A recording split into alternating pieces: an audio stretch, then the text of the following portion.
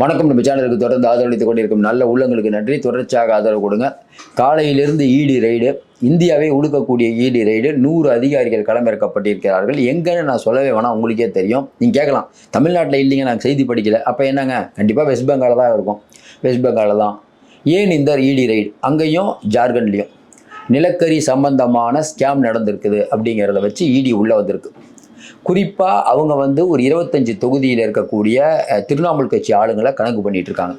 குறிப்பாக அவங்களுடைய சிம்ம சொப்பனமாக இருக்கிறது பார்த்தீங்கன்னா அந்த டைமண்ட் ஹார்பர். அந்த டைமண்ட் ஹார்பர் யார் தொகுதி அப்படின்னா அபிஷேக் பானர்ஜி தொகுதி. அவர் தான் இன்றைக்கி அசைக்க முடியாத ஒரு லீடராக மம்தாக்கு அடுத்தபடி இருக்காங்க. இன்னும் குறிப்பாக பார்த்தீங்கன்னா அவங்க நிறையா ஊர், இப்போ துர்காப்பூர் ஆகட்டும், மிலியா ஆகட்டும், ஜவுரா ஆகட்டும், இந்த ஏரியாவில் இப்போ நடந்துட்டு இருக்குது. துர்காப்பூர் ஆகட்டும், பவுலி ஆகட்டும், ஜர்ரா, இந்த ஊரில் எல்லாம் இது இல்லாமல் நிறைய ஊர், இந்த 3 ரொம்ப முக்கியம். இங்கெல்லாம் காலையிலேருந்து இடி ரைடு நடந்திருக்கு. சரி, இந்த இடி ரைடு அப்படிங்கிறதுடைய பர்பஸ் என்ன அப்படின்னா மம்தா பானர்ஜியை டிஸ்டர்ப் பண்ணும், வேறு ஒன்றும் பர்பஸ் இல்லை. இப்போ மம்தா பானர்ஜியை நெருங்குவதற்காக அவரை ஸ்ட்ரெயிட்டாக கார்னர் பண்ணாமல் அவருக்கு பக்கத்தில் இருக்காங்களா அந்த ரக்கை, அதெல்லாம் வெட்டக்கூடிய வேலையை பிஜேபி ஈடுபட்டு கொண்டிருக்கிறது. இப்போ பார்த்துட்டு இருக்க மக்களுக்கு நல்லா தெரியும், என்னங்க இவ்வளோ நாளாக இடி ரைடு இல்லை, கரெக்டாக எலெக்ஷன் வரும்போது இடி ரைடு அப்படின்னு யாரும் கேட்க மாட்டீங்க. ஏன்னா எலெக்ஷன் வந்தால் தான் இடி வரும், சிபிஐ வரும். இதை மம்தா எப்படி எதிர்கொள்ள போகிறாங்க? இப்போ நம்ம நிறையா, நான் சொன்னால ஏபிபி ஆனந்தோலேருந்து அங்கே R+லேருந்து கொல்கத்தா டிவி நிறையா சேனல் இன்னைக்கு காலையிலேருந்து இது சம்மந்தமான விவரங்களை போட்டுட்ருக்காங்க. அதில் மக்கள் கருத்து எடுக்கிறாங்க.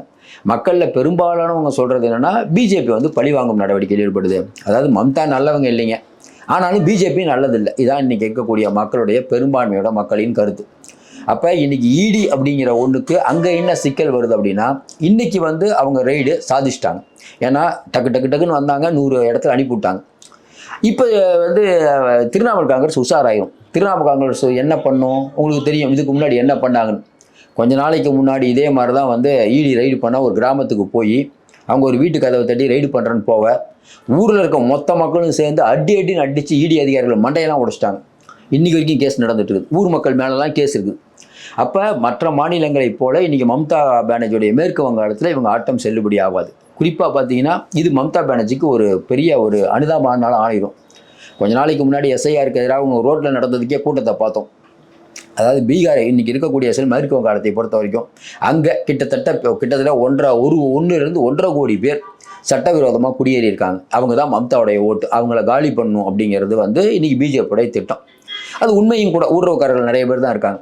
ஏன்னா பங்களாதேஷ் போரில் இந்திரா காந்தி அவர்கள் இருக்கும்போது சாரையாக மக்கள் வந்துக்கிட்டே இருந்தாங்க. அந்த வீடியோலாம் இன்றைக்கும் நெட்டில் போனீங்கன்னா இருக்கும்.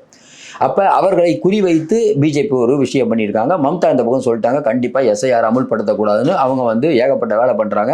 நிறைய பேர் தற்கொலை பண்ணியிருக்காங்க அரசு ஊழியர்கள் அப்படிங்கிற மாதிரி அவங்க ஒரு பெரிய விஷயத்தை சொல்லிட்டு இருக்காங்க. அப்போ ஒரே நேரத்தில் பிஜேபி என்ன பண்ணணும், எஸ்ஐஆரையும் பண்ணணும், இன்னொரு பக்கம் மம்தாவை அடக்கி ஒடுக்கணும். அதுக்கு தான் இந்த இடி அனுப்புறது. மம்தாவை டிஸ்டர்ப் பண்ணிக்கிட்டே இருக்கணும். சரி, இப்போ மம்தா இதுக்கப்புறம் எப்படி அதை காய் நவுத்துவாங்க? ஏன்னா மம்தாவை பொறுத்த வரைக்கும் உங்களுக்கு தெரியும், இப்போ இங்கே இருக்கக்கூடிய ஸ்டாலின் மாதிரியோ பினராயி விஜயன் மாதிரியோ அவங்க சாஃப்டாக டீல் பண்ண மாட்டாங்க, கொஞ்சம் ஹார்டாக தான் டீல் பண்ணுவாங்க. ஜெயலலிதா மாதிரி அடிக்கடி உதைங்கிற ரேஞ்சில் அந்த அம்மா போகும்.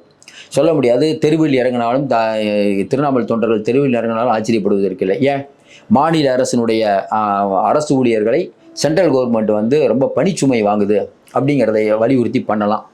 இன்னும் குறிப்பாக பார்த்தீங்கன்னா இந்த இடி ரைடு கூட தொடக்கம்தான். இனிமேல் நிறையா இடி ரைடு வரும். எத்தனை அமைச்சர்கள் மேலே வரும் அப்படிங்கிறது அங்கே இருக்கக்கூடிய நாளிதழ்கள்லேருந்து தொலைக்காட்சி எல்லாமே போட்டுட்ருக்கு. இப்போ ஏற்கனவே சொன்ன மாதிரி இப்போ அந்த டைமண்ட் அந்த கடற்கரை, அது குறிப்பாக பார்த்தீங்கன்னா நம்மளுடைய அபிஷேக் பானர்ஜி அவங்களுடைய தொகுதி டைமண்ட் ஹார்பர், அந்த ஏரியாலாம் பார்த்தீங்கன்னா அங்கே உள்ளே போய் நீங்கள் ஓட்டை கேட்க முடியாது அபிஷேக் பானர்ஜி மீறி. அந்த மாதிரி பல இடங்களில் இன்றைக்கி மம்தா அவர்களுடைய கட்சியுடைய ஆதிக்கத்தின் கீழ் இருக்குது. ABC 3 சென்டர் மம்தாக்கு ஆதரவாக இருக்காங்க. இப்போ கொல்கத்தான்னு எடுத்துட்டா கூட கொல்கத்தாலேயே இவங்க அந்த ஆர்ஜி கேரளா அந்த மருத்துவ மாணவி, இப்போ கொஞ்ச நாளைக்கு முன்னாடி ஒரு மாணவி, இதெல்லாம் பெரிய அளவுக்கு பிஜேபிக்கு உதவி பண்ணல. அவங்க என்னென்னமோ பண்ணி பார்க்குறாங்க. தமிழ்நாடு மாதிரி பீகாரில் உள்ளே போக முடியல. அந்த உள்ளே போக முடியாது அப்படிங்கிறதுக்காக தான் ஒரு 4-5 மினிஸ்டருக்கு உள்ளே போட்டுட்டு ஜெயிக்கலாம் அப்படிங்கிறது அவங்களுடைய பிளான். மம்தா இதுக்கு ஒரு மாற்று பிளான் கண்டிப்பாக வச்சுருப்பாங்க, வைக்காமலாம் இருக்க மாட்டாங்க, ஒன்று வச்சுக்கோங்க. ஆனால் இன்றைக்கி நடந்த இந்த விஷயத்தை பொறுத்த வரைக்கும் அங்கே இருக்கக்கூடிய உளவுத்துறையை சொல்லலையாம். இது ஒரு அதிரடியான ரெய்டு தான் சொல்கிறாங்க. ஏன்னா மம்தா கட்சிக்கே இது பெரிய ஒரு ஆச்சரியம் தான். காலையில் ஒரு நிகழ்ச்சியில் இருந்திருக்காங்க மம்தா பானர்ஜி. அப்போ தான் இந்த ரெய்டு நடந்திருக்குது. இனிமேல் உஷாராயிருவாங்க. இனிமேல் இடி எப்படி டேக்கிள் பண்ணுங்கிறது மம்தா பானர்ஜிக்கு தெரியும். நீங்கள் கேட்கலாம், இடி எப்படிங்க அவங்களால டேக்கிள் பண்ண முடியும் அப்படின்னா மம்தா பானர்ஜி அனுதாபம் தான். ஏன்னா மம்தா பானர்ஜியை பற்றி நல்லா தெரிஞ்சவங்களுக்கு தெரியும். நான் அந்த ஊருக்கு நான் போனதுனால சொல்கிறேன். அவங்க வீடு இருக்க தெருக்கே 2-3 தடவை போயிருக்கேன். அதாவது இவ்வளோ ஒரு எளிமையான முதலமைச்சர் வீடு அப்படின்னா அது உண்மை தான். ஆனால் ரப்பர் செருப்பு தான் அவங்க போடுவாங்க. ரொம்ப எளிமையானவங்க. அந்த ஊரில் மக்களை கேட்டாலும் இப்படி தான் சொல்லுவாங்க. மம்தா பானர்ஜிக்கு இருக்க பலம் என்ன? இந்த குடும்ப ஆட்சி இல்லை. பெருசாக மம்தா பானர்ஜி சம்பாரிச்சாங்கன்னு சொல்ல முடியாது. ஆடம்பரமாக வாழ்கிறாங்கன்னு சொல்ல முடியாது. இது ஒன்று தான். இப்போ மோடி அவங்க சொல்லிட்டு இருக்காங்களா, மோடி பாருங்க குழந்தையா குட்டியா, அதே மாதிரி தான் அவங்களும். அதனால் அந்த விதமான சச்சரவுக்கு ஆளாமல் இருக்காங்க. என்ன ஒன்றா அங்கே இருக்கக்கூடிய மக்கள் சொல்கிறது, இங்கே ஒரு குண்டாஸ் ஆட்சி நடக்குது. ஏன்னா மம்தா பானர்ஜி அந்த ஆட்சியை சொல்கிறது குண்டாஸ் ஆட்சி நடக்குதுங்க. ஆனாலும் மம்தா பானர்ஜி தான் ஓட்டு போடுவேன். டெல்லியிலேருந்து வரக்கூடிய மோடியை விட மம்தாவே பரவாயில்ல அப்படின்னு. ஏற்கனவே நம்ம சொன்ன மாதிரி இன்றைக்கி இந்த ஈடி ரைடு அப்படிங்கிறது மேற்கு வங்காளத்தில் மட்டும் ஒரு புயலை கிளப்பவில்லை, தமிழகத்திலும் புயலை கிளப்பியிருக்கு. எழுதி வைத்துக் கொள்ளுங்கள். இப்போ அடுத்து நம்ம ஒரு வீடியோ போடுறோம். அந்த வீடியோவில் கொஞ்சம் விரிவாக பேசுவோம். இன்றைக்கி இருக்கக்கூடிய சூழ்நிலையில் தமிழ்நாட்டுக்கு எந்த நேரத்தில் ஆபத்து வரப்போகுது அப்படிங்கிறத பற்றி சொல்ல போகிறோம். மேற்கு வங்காளத்தில் ஆரம்பித்த இந்த ரைட் இதோட முடியாது. தமிழக அரசு கண்டிப்பாக இதை உற்று நோக்கும். ஸ்டாலின் அரசாங்கம் ஓரளவு, ஏன்னா என்ன பண்ண முடியும்? ஏன்னா இன்றைக்கி இருக்கக்கூடிய சூழ்நிலையில் பிஜேபி எந்தெந்த மாநிலங்களில், ஏன்னா அவங்களுக்கு தெரியும் கேரளாவில் ஒன்றும் கதைக்காவாதுன்னு, கேரளாவில் ரைடு விட மாட்டாங்க. அடுத்த ரைடு தமிழ்நாடு தான். மற்றபடி மறுபடியும் சொல்கிறோம், இன்றைக்கி நம்ம ஜார்க்கண்டிலையும் மேற்கு வங்காளத்திலும் நடைபெற்ற ரைடு பலராலும் கவனிக்கப்படக்கூடிய ரைட்டு. அப்பட்டமாக ஒரு தேர்தல் நடக்கக்கூடிய இடத்துல பிஜேபி எப்பயும் பண்ணுற ஃபார்முலாவை பண்ணுறதை வச்சு நம்ம ஒன்று புரிஞ்சுக்கலாம். மாறாது ஐயா, மாறாது. மனமும் குணமும் மாறாது. ஏன்னா எலெக்ஷன் வந்தால் ரைடு வருங்கிறது இந்திய மக்கள் எல்லாருக்கும் தெரியுது. இனிமேல் ஒரு ஊரில் எலெக்ஷன் அப்படின்னா அங்கே பிஜேபி ஆண்டா பிரச்சனை இல்லை, எதிர்க்கட்சி ஆண்டா கண்டிப்பாக ரைடு வரும். இப்போதைக்கு ரைடு வரக்கூடிய மாநிலம் மேற்கு வங்காளம், தமிழ்நாடு. நமக்கு தெரிஞ்ச அஸ்ஸாம் கூட அவங்க பெருசாக எடுத்துக்க மாட்டாங்க.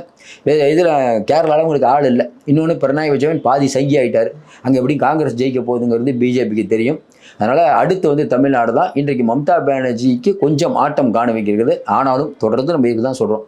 இந்த எலெக்ஷனில் கூட பீகாரில் பண்ண மாதிரியோ, ஹரியானாவில் பண்ண மாதிரியோ மேற்கு வங்காளத்தில் பண்ணுவது கஷ்டம். நம்ம யதார்த்தத்தை தெரிஞ்சதுனால சொல்கிறேன்.